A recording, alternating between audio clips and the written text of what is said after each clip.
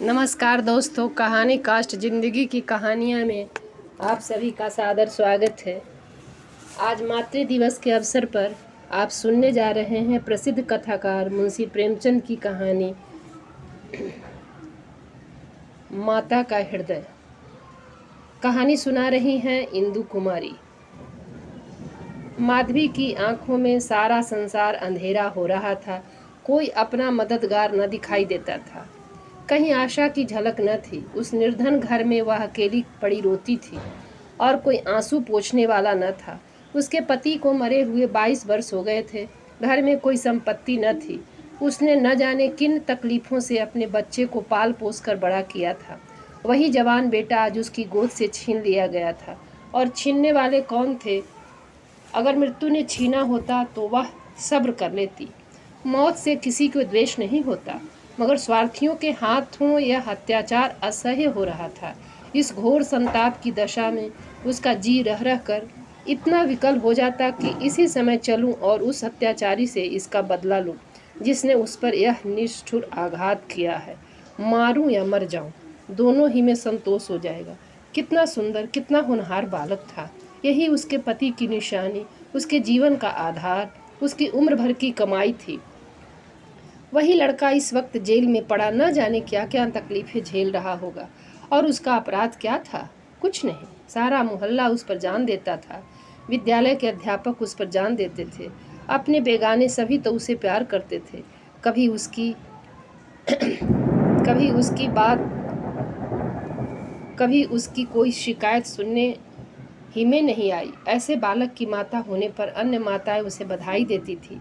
कैसा सज्जन, कैसा उदार, कैसा परमार्थी। खुद भूखों सो रहे, मगर क्या मजाल की द्वार पर आने वाले अतिथि को रूखा जवाब दे। ऐसा बालक क्या इस योग्य था कि जेल में जाता? उसका अपराध यही था। वह कभी कभी सुनने वालों को अपनी दुखी भाइयों का दुखड़ा सुनाया करता था। अत्याचार से पीड़ित प्राणियों की मदद के लिए हमेशा तैयार रहता था। क्या यही उसका अपराध था? दूसरों की सेवा करना भी अपराध है? किसी अतिथि को आश्रय देना भी अपराध है? इस युवक का नाम आत्मानंद था। दुर्भाग्यवश उसमें वे सभी सद्गुण थे जो जेल का द्वार खोल देते हैं। वह निर्भीक था, स्पष्टवादी था, साहसी था, स्वदेश प्रेमी था, निस्वार्थ था, कर्तव्य प्राण था। जेल जाने के लिए इन्हीं गुणों की जरूरत है। स्वाधीन प्राणियों के लिए वे गुण स्वर्ग का द्वार खोल देते हैं, पराधीनों के लिए नरक के। आत्मानंद के सेवा कार्य ने, उसकी वक्तृताओं ने और उसके राजनीतिक लेखों ने उसे सरकारी कर्मचारियों की नज़रों में चढ़ा दिया था। सारा पुलिस विभाग नीचे से ऊपर तक उससे सतर्क रहता था। सबकी निगाहें उस पर लगी रहती थी। आखिर जिले में एक भयंकर डाके ने उन्हें इच्छित अवसर प्रदान कर दिया। आत्मानंद के घर की तलाशी हुई। कुछ पत्र और लेख मिले, जिन्हें पुलिस ने डाके का बीजक सिद्ध किया। लगभग 20 युवकों की एक टोली फांस ली गई। आत्मानंद इसका मुखिया ठहराया गया। शहादतें हुई। इस बेकारी और गिरानी के ज़माने में आत्मा से ज़्यादा सस्ती और कौन वस्तु हो सकती है? बेचने को और किसी के पास रह ही क्या गया है? नाम मात्र का प्रलोभन देकर अच्छी से अच्छी शहादतें मिल सकती हैं, और पुलिस के हाथ पड़कर तो निकृष्ट से निकृष्ट गवाहियाँ भी देववाणी का महत्व प्राप्त कर लेती हैं। शहादतें मिल गईं। महीने भर तक मुकदमा चला। मुकदमा क्या चला, एक स्वांग चलता रहा और सारे अभियुक्तों को सजाएं दे दी गई। आत्मानंद को सबसे कठोर दंड मिला, 8 वर्ष का कठिन कारावास। माधवी रोज कचहरी जाती, एक कोने में बैठी सारी कार्रवाई देखा करती। मानवीय चरित्र कितना दुर्बल, कितना निर्दय, कितना नीच है, इसका उसे तब तक अनुमान भी न हुआ था। अब आत्मानंद को सजा सुना दी गई और वह माता को प्रणाम करके सिपाहियों के साथ चला तो माधवी मूर्छित होकर जमीन पर गिर पड़ी। 2-4 दयालु सज्जनों ने उसे एक तांगे पर बैठाकर घर तक पहुंचाया। जब से वह होश में आई है, उसके हृदय में शूल सा उठ रहा है। किसी तरह धैर्य नहीं होता। उस घोर आत्मवेदना की दशा में अब अपने जीवन का केवल एक लक्ष्य दिखाई देता है, और वह इस अत्याचार का बदला है। अब तक पुत्र उसके जीवन का आधार था, अब शत्रुओं से बदला लेना ही उसके जीवन का आधार होगा। जीवन में अब उसके लिए कोई आशा न रही थी। इस अत्याचार का बदला लेकर वह अपना जन्म सफल समझेगी। इस अभागे नर पिशाच बागची ने जिस तरह उसे रक्त के आंसू रुलाए हैं, उसी भांति यह भी उसे रुलाएगी। नारी हृदय कोमल है, लेकिन केवल अनुकूल दशा में। जिस दशा में पुरुष दूसरों को दबाता है, स्त्री शील और विनय की देवी हो जाती है। लेकिन जिसके हाथों अपना सर्वनाश हो गया हो, उसके प्रति स्त्री को पुरुष से कम घृणा और क्रोध नहीं होता। अंतर इतना ही है कि पुरुष शस्त्रों से काम लेता है, स्त्री कौशल से। रात भेंकी जाती थी और माधवी उठने का नाम न लेती थी।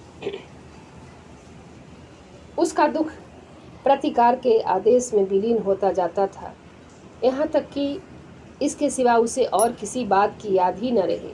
उसने सोचा, कैसे यह काम होगा। कभी घर से नहीं निकली। वैधव्य के 22 साल इसी घर में काट गए, लेकिन अब निकलूंगी, जबरदस्ती निकलूंगी। भिखारिन बनूंगी, टहलनी बनूंगी, झूठ बोलूंगी, सब कुकर्म करूंगी। सत्कर्म के लिए संसार में स्थान नहीं। ईश्वर ने निराश होकर कदाचित इसकी ओर से मुंह फेर लिया है। जभी तो यहाँ ऐसे ऐसे अत्याचार होते हैं और पापियों को दंड नहीं मिलता। अब इन्हीं हाथों से उसे दंड दूंगी। संध्या का समय था। लखनऊ के एक सजे हुए बंगले में मित्रों की महफिल जमी हुई थी। गाना बजाना हो रहा था। एक तरफ आतिशबाजियां रखी हुई थी, दूसरे कमरे में मेजों पर खाना चुना जा रहा था। चारों तरफ पुलिस के कर्मचारी नजर आते थे। वह पुलिस के सुपरिटेंडेंट मिस्टर बागची का बंगला है। कई दिन हुए उन्होंने एक मार्के का मुकदमा जीता था। अफसरों ने खुश होकर उनकी तरक्की कर दी थी और उसी की खुशी में यह उत्सव मनाया जा रहा था। यहाँ आए दिन ऐसे उत्सव होते रहते थे। मुफ्त के गवैये मिल जाते थे, मुफ्त के आतिशबाजी, फल और मेवे और मिठाइयाँ आधे दामों पर बाजार से आ जाती थीं और चट दावत हो जाती थी। दूसरों के जहाँ 100 लगते, वहाँ इनका 10 से काम चल जाता था। दौड़ धूप करने की कोई सिपाहियों की फौज थी ही।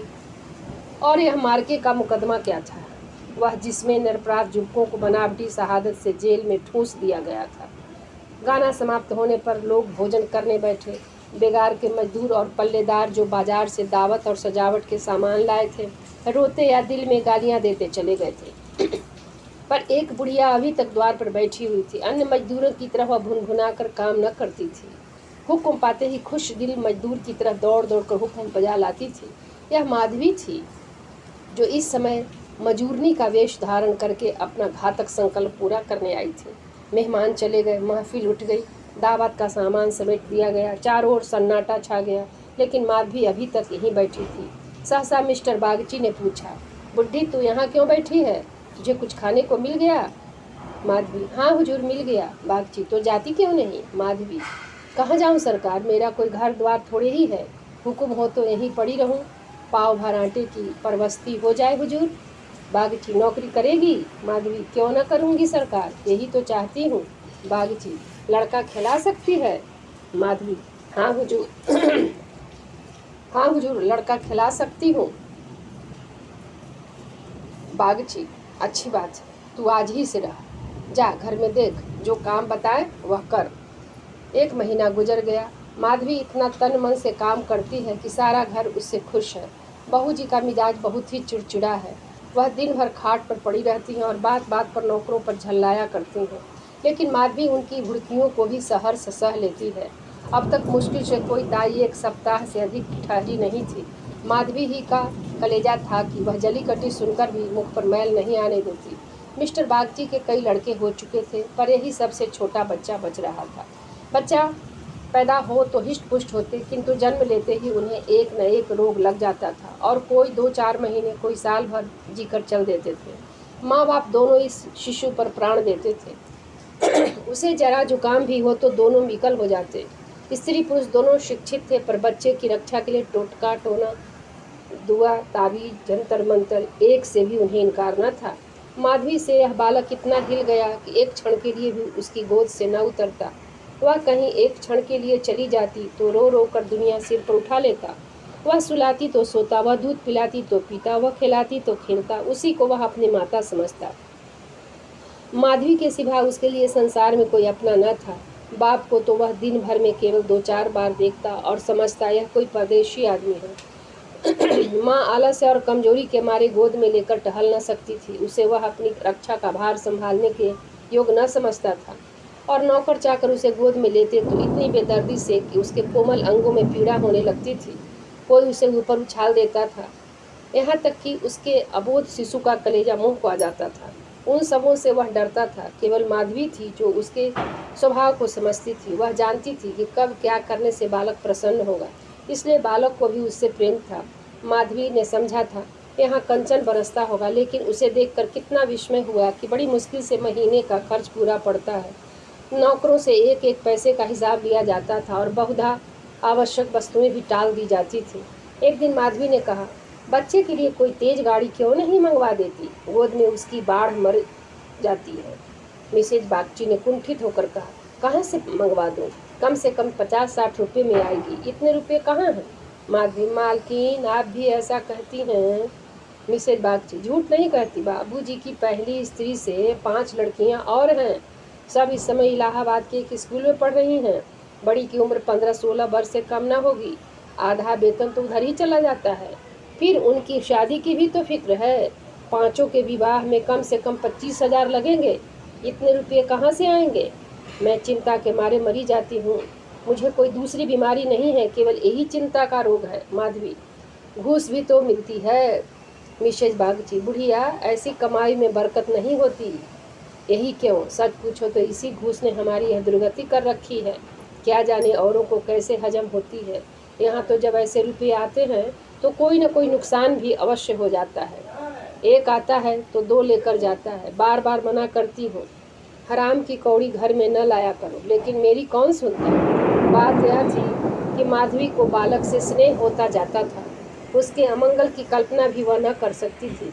वह अब उसी की नींद सोती और उसी की नींद जागती थी। अपने सर्वनाश की बात याद करके एक क्षण के लिए उसे बागची पर क्रोध तो हो आता था और घाव फिर हरा हो जाता था, पर मन पर कुत्सित भावों का आधिपत्य न था। घाव भर रहा था, केवल ठेस लगने से दर्द हो जाता था। उसमें स्वयं टीस या जलन न थी। इस परिवार पर अब उसे दया आती थी। सोचती, बेचारे यह छीन झपट न करें तो कैसे गुजर हो। लड़कियों का विवाह कहाँ से करेंगे। स्त्री को जब देखो बीमार ही रहती है। उन पर बाबूजी को एक बोतल शराब भी रोज चाहिए। यह लोग तो स्वयं अभागे हैं। जिसके घर में 5-5 कुंवारी कन्याएं हो, बालक हो कर मर जाते हो, घरनी सदा बीमार रहती हो, स्वामी शराब का लती हो, उस पर तो यूं ही ईश्वर का कोप है। उनसे तो मैं अभागिन ही अच्छी। दुर्बल बालकों के लिए बरसात बुरी बला है। कभी खांसी, कभी ज्वर, कभी दस्त। जब हवा में ही मौत सीत भरी हो तो कोई कहाँ तक बचाए। माधवी एक दिन अपने घर चली गई थी। बच्चा रोने लगा तो माँ ने एक नौकर को दिया, इसे बाहर से बहला ला। नौकर ने बाहर ले जाकर हरी हरी घास पर बैठा दिया। पानी बरस कर निकल गया था। भूमि गीली हो रही थी, कहीं कहीं पानी भी जमा हो गया था। बालक को पानी में छपके लगाने से ज़्यादा प्यार और कौन खेल हो सकता है। खूब प्रेम से उमग उमग कर पानी में लौटने लगा। नौकर बैठा और आदमियों के साथ गप सप करता रहा। इस तरह घंटों गुजर गए। बच्चे ने खूब सर्दी खाई। घर आया तो उसकी नाक बह रही थी। रात को माधवी ने आकर देखा तो बच्चा खांस रहा था। आधी रात के करीब उसके गले से खुरखुर की आवाज़ निकलने लगी। माधवी का कलेजा सन्न से हो गया। स्वामिनी को जगाकर बोली, देखो तो बच्चे को क्या हो गया है, क्या सर्दी वर्दी तो नहीं लग गई। हाँ, सर्दी ही तो मालूम होती है। स्वामिनी हक्का बका कर उठ बैठी और बालक की खुरखुराहट सुनी तो पांव तले से जमीन निकल गई। यह भयंकर आवाज़ उसने कई बार सुनी थी और उसे खूब पहचानती थी। व्यग्र होकर बोली, जरा आग जलाओ, थोड़ा सा चोकर लाकर एक पोटली बनाओ, सेकने से लाभ होता है। इन नौकरों से तंग आ गई। आज कहार जरा देर के लिए बाहर ले गया था, उसी ने सर्दी में छोड़ दिया होगा। सारी रात दोनों बालक को सेकती रही। किसी तरह सवेरा हुआ। मिस्टर बागची को खबर मिली तो सीधे डॉक्टर के यहाँ दौड़े। खैरियत इतनी थी कि जल्द एहतियात की गई। 3 दिन में बच्चा अच्छा हो गया, लेकिन इतना दुर्बल हो गया था कि उसे देखकर डर लगता था। सच पूछो तो माधवी की तपस्या ने बालक को बचाया। माता सोती, पिता सो जाता, किंतु माधवी की आंखों में नींद न थी। खाना पीना तक भूल गई। देवताओं की मनौतियाँ करती थी, बच्चे की बलाएं लेती थी, बिल्कुल पागल हो गई थी। यह वही माधवी है जो अपने सर्वनाश का बदला लेने आई थी। अपकार की जगह उपकार कर रही थी। विष पिलाने आई थी, सुधा पिला रही थी। मनुष्य में देवता कितना प्रबल है। प्रातःकाल का समय था। मिस्टर बागची शिशु को झूले के पास बैठे हुए थे। स्त्री के सिर में पीड़ा हो रही थी, वहीं चारपाई पर लेटी हुई थी और माधवी समीप बैठी बच्चे के लिए दूध गर्म कर रही थी। सहसा बागची ने कहा, बूढ़ा, हम जब तक जिएंगे तुम्हारा यश गाएंगे। तुमने बच्चे को जिला लिया, स्त्री, यह देवी बनकर हमारा कष्ट निवारण करने के लिए आ गई। यह न होती तो न जाने क्या होता। बूढ़ा, तुमसे मेरी एक विनती है। यूँ तो मरना जीना प्रारब्ध के हाथ है, लेकिन अपना अपना पौरा भी बड़ी चीज है। मैं अभागिनी हूँ। अब कि तुम्हारे ही पुण्य प्रताप से बच्चा संभल गया। मुझे डर लग रहा है कि ईश्वर इसे हमारे हाथ से छीन न ले। सच कहती हूँ बूढ़ा, मुझे इसको गोद में लेते डर लगता है। इसे तुम आज से अपना बच्चा समझो। तुम्हारा होकर शायद बच जाए। हम अभागे हैं, हमारा होकर इस पर कोई न कोई संकट आता रहेगा। आज से तुम इसकी माता हो जाओ। तुम इसे अपने घर ले जाओ, चाहे जहाँ ले जाओ। तुम्हारी गोद में देकर मुझे फिर कोई चिंता न रहेगी। वास्तव में तुम ही इसकी माता हो, मैं तो राक्षसी हूँ। माधवी, बहू जी, भगवान सब कुशल करेंगे। क्यों जी इतना छोटा करती हो? मिस्टर बागची, नहीं नहीं बूढ़ी माता, इसमें कोई हरज नहीं है। मैं मस्तिष्क से तो इन बातों को ढकोसला ही समझता हूँ, लेकिन हृदय से इन्हें दूर नहीं कर सकता। मुझे स्वयं मेरी माता जी ने एक धोबिन के हाथ बेच दिया था। मेरे 3 भाई मर चुके थे। मैं जो बच गया तो माँ बाप ने समझा बेचने से ही इसकी जान बच गई। तुम इस शिशु को पालो पोसो, इसे अपना पुत्र समझो। खर्च हम बराबर देते रहेंगे, इसकी कोई चिंता मत करना। कभी कभी जब हमारा जी चाहेगा आकर देख लिया करेंगे। हमें विश्वास है कि तुम इसकी रक्षा हम लोगों से कहीं अच्छी तरह से कर सकती हो। मैं कुकर्मी हूँ, जिस पेशे में हूँ उसमें कुकर्म किए बगैर काम नहीं चल सकता। झूठी शहादतें बनानी ही पड़ती है, निरपराधों को फंसाना ही पड़ता है। आत्मा इतनी दुर्बल हो गई है कि प्रलोभन में पढ़ ही जाता हूँ। जानता हूँ कि बुराई का फल बुरा ही होता है, पर परिस्थिति से मजबूर हूँ। अगर न करूँ तो आज नालायक बनकर निकाल दिया जाऊँ। अंग्रेज हजारों भूल करे, कोई नहीं पूछता। हिंदुस्तानी एक भूल भी कर बैठे तो सारे अफसर उसके सिर हो जाते हैं। हिंदुस्तानियों को तो कोई बड़ा पद न मिले, वही अच्छा। पद पाकर तो उनकी आत्मा का पतन हो जाता है। उनको हिंदुस्तानियत का दोष मिटाने के लिए कितनी ही ऐसी बातें करनी पड़ती है जिनका अंग्रेज के दिल में कभी ख्याल ही पैदा नहीं हो सकता। तो बोलो, स्वीकार करती हो? माधवी गदगद होकर बोली, बाबूजी, आपकी इच्छा है तो मुझसे भी जो कुछ बन पड़ेगा आपकी सेवा कर दूंगी। भगवान बालक को अमर करे, मेरी तो उनसे यही विनती है। माधवी को ऐसा मालूम हो रहा था कि स्वर्ग के द्वार सामने खुले हैं और स्वर्ग की देवियां अंचल फैला फैला कर आशीर्वाद दे रही हैं। मानो उसके अंतस्थल में प्रकाश की लहरें सी उठ रही हैं। इस स्नेहमय सेवा में कितनी शांति थी। बालक अभी तक चादर ओढ़े सो रहा था। माधवी ने दूध गर्म हो जाने पर उसे झूले पर से उठाया तो चिल्ला पड़ी। बालक की देह ठंडी हो गई थी और मुंह पर पीलापन आ गया था, जिसे देखकर कलेजा हिल जाता है, कंठ से आह निकल जाती है और आंखों से आंसू बहने लगते हैं। जिसने उसे एक बार देखा है फिर कभी नहीं भूल सकता। माधवी ने शिशु को गोद से चिपटा लिया, हालांकि नीचे उतार देना चाहिए था। कोहराम मच गया। माँ बच्चे को गले से लगाए रोती थी, पर उसे जमीन पर न सुलाती थी। क्या बातें हो रही थी और क्या हो गया। मौत को धोखा देने में आनंद आता है। वह उस वक्त कभी नहीं आती जब लोग उसकी राह देखते हैं। रोगी जब संभल जाता है, जब वह पथ्य लेने लगता है, उठने बैठने लगता है, घर भर खुशियाँ मनाने लगता है, सबको विश्वास हो जाता है कि संकट टल गया, उस वक्त घात में बैठी हुई मौत सिर पर आ जाती है। यही उसकी निठुर लीला है। आशाओं के बाग लगाने में हम कितने कुशल हैं। यहाँ हम रक्त के बीज बोकर सुधा के फल खाते हैं, अग्नि से पौधों को सींच कर शीतल छाह में बैठते हैं। हाँ, मंदबुद्धि, दिन भर मातम होता रहा। बाप रोता था, माँ तड़पती थी और माधवी बारी बारी से दोनों को समझाती थी। यदि अपने प्राण देकर वह बालक को जिला सकती तो इस समय अपना धन्य भाग समझती।